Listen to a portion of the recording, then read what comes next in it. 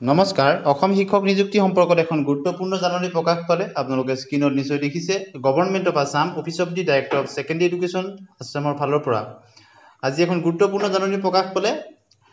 জাননীখন আপোনালোকে নিশ্চয় স্ক্ৰীনত দেখিছে in continuation to the office of the earlier notice issued by the number দিছে dated 15/10/2025 it is hereby informed to all qualified candidates the TETCAM recruitment examination TCR 2024 both for the post of postgraduate teacher and graduate teacher অৰ্থাৎ যিসকল শিক্ষক নিৰ্বাচিত হৈছে PGT আৰু GT তেওঁলোকৰ কাৰণে আহিছে that an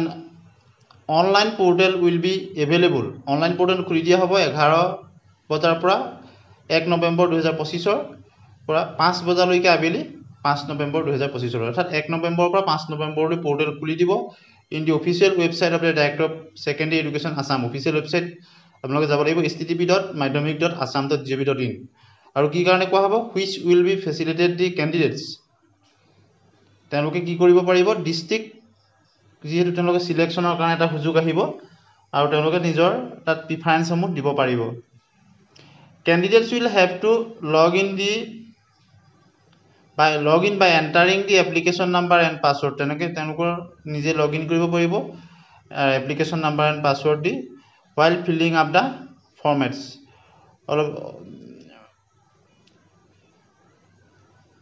The final